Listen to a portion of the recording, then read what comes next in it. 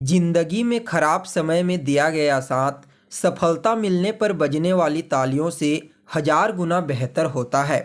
नमस्कार दोस्तों, मैं ज्योतिष आचार्य वासुदेव मिश्रा आपका अपने चैनल सत्य की खोज में हार्दिक अभिनंदन करता हूं। दोस्तों, आज का यह ज्योतिष का कार्यक्रम आप लोगों के लिए यानी कि सिंह राशि वालों के लिए बेहद ही ज़्यादा खास कार्यक्रम साबित होगा। आज हम चर्चा करेंगे आपके साप्ताहिक राशिफल के बारे में। जी हाँ दोस्तों, हर बार की तरह इस बार भी मैं आपको बताऊंगा आप लोगों के लिए कैसा रहेगा आपके जीवन काल का 25 दिसंबर से लेकर के 31 दिसंबर के मध्य का समय, जिसमें ग्रहों की स्थिति के आधार पर आपको किस प्रकार का परिणाम आने वाले 7 दिनों में मिलेगा, साथ ही किन किन क्षेत्रों में आपको विशेष लाभ की प्राप्ति होगी, किन किन बातों का आपको विशेष तौर पर ध्यान रखना है। यह साल, यह महीना और यह सप्ताह जाते जाते आपको क्या देकर के जाएगा, कौन सा बड़ा चमत्कार आपके जीवन में हो सकता है। इसके अलावा इस सप्ताह को और ज़्यादा श्रेष्ठ और बेहतर बनाने के लिए क्या उपाय आपको करना चाहिए, हर एक जानकारी विस्तार के साथ आपको बताएंगे। इसलिए कार्यक्रम को बिना मिस किए अंत तक देखने का प्रयास करें। और अगर आप अपनी जन्म कुंडली पर हमसे परामर्श लेना चाहते हैं तो वीडियो के अंदर और डिस्क्रिप्शन बॉक्स में आपको नंबर मिल जाएगा, जहां से आप संपर्क करके अपनी जन्म कुंडली का विस्तार पूर्वक अध्ययन करवा सकते हैं। तो दोस्तों, जैसा कि आप सभी लोगों को मालूम है, साप्ताहिक राशिफल में मुख्य रूप से चंद्रमा के गोचर की गणना की जाती है। क्योंकि चंद्रमा होता है हमारे मन का कारक ग्रह। हम जो कुछ भी सोचते हैं, जो कुछ भी समझते हैं, उसे ही अपने जीवन के हर पहलू में लागू करने का प्रयास करते हैं। हमारे जीवन में घटित होने वाली दैनिक घटनाओं के पीछे कहीं ना कहीं सिर्फ और सिर्फ चंद्रमा का ही हाथ होता है। इसलिए इनकी गोचरीय स्थिति का ज्ञान होना बेहद ही जरूरी है। अगर इस सप्ताह चंद्रमा की स्थिति के बारे में बात की जाए तो सप्ताह के शुरुआत में यानी कि 25 तारीख को 25 दिसंबर को चंद्रमा अपनी उच्च राशि वृषभ राशि में गोचर करेंगे। उच्च राशि में गोचर करते हुए चंद्रमा आपके मन को तो स्थिर बनाएंगे ही बनाएंगे, साथ ही आपके मन को लक्ष्य के प्रति एकाग्रचित कर देंगे। तो वहीं सप्ताह के मध्य पड़ाव में 26, 27 और 28 दिसंबर को चंद्रमा का गोचर मिथुन राशि के ऊपर होगा। यह राशि चंद्रमा की शत्रु राशि होती है, लेकिन यहाँ पर इस चंद्रमा के ऊपर सूर्य की संपूर्ण दृष्टि, सप्तम दृष्टि पड़ेगी, जिसके परिणाम स्वरूप चंद्रमा के बल में विशेष रूप से वृद्धि हो जाएगी। यह चंद्रमा पूर्णिमा के होने के कारण बेहद ही ज़्यादा बलशाली हो जाएंगे और आपको सकारात्मक रिजल्ट प्रदान करेंगे। तो वहीं सप्ताह के अंतिम पड़ाव में 29, 30 और 31 दिसंबर को चंद्रमा का गोचर कर्क राशि में होगा और यह राशि भी चंद्रमा की खुद की राशि है, इसलिए यहाँ पर भी बलवान अवस्था में आपको परिणाम प्रदान करेंगे। कुल मिलाकर के इस सप्ताह चंद्रमा की स्थिति काफ़ी बेहतर है। तो देखिए, आपकी कुंडली में सप्ताह के शुरुआत में 25 तारीख को आपकी कुंडली में चंद्रमा आपके दसम भाव में गोचर करेंगे। दसम भाव में गोचर करते हुए चंद्रमा सबसे पहले तो आपके कार्य क्षेत्र में आने वाली तमाम प्रकार की बाधाओं और चुनौतियों का सफाया कर देंगे। जी हाँ, इस समय कार्य क्षेत्र में जो भी प्रॉब्लम आपको फेस करनी पड़ रही थी, उससे तो आपको राहत मिलेगी ही मिलेगी, साथ में आपके अंदर पराक्रम, साहस में वृद्धि कर देंगे, जिसके परिणाम स्वरूप आप इस समय अपने कार्य क्षेत्र में आने वाली तमाम प्रकार की चुनौतियों का डट कर सामना करेंगे और उनसे जीत हासिल करेंगे।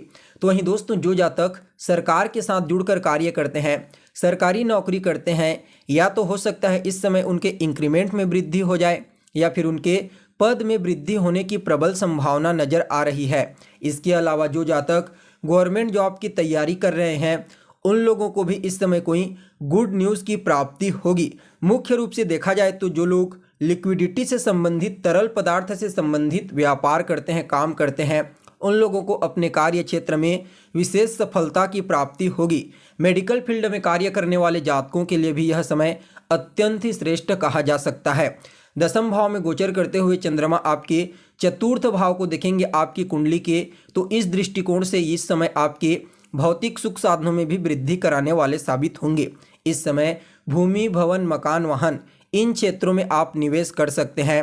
तो वहीं देखा जाए तो कहीं ना कहीं माता के साथ आपके तालमेल बेहतर होंगे। माता का आशीर्वाद, स्नेह और सहयोग आपको प्राप्त होगा, जिससे आपके मन में प्रसन्नता की भावना देखने को मिलेगी। अगर आप इस समय अपनी माता के नाम पर कोई प्रॉपर्टी खरीदते हैं, कोई मकान या फिर वाहन खरीदते हैं, तो निश्चित तौर पर वह प्रॉपर्टी आपके लिए प्रॉफिटेबल साबित होगी।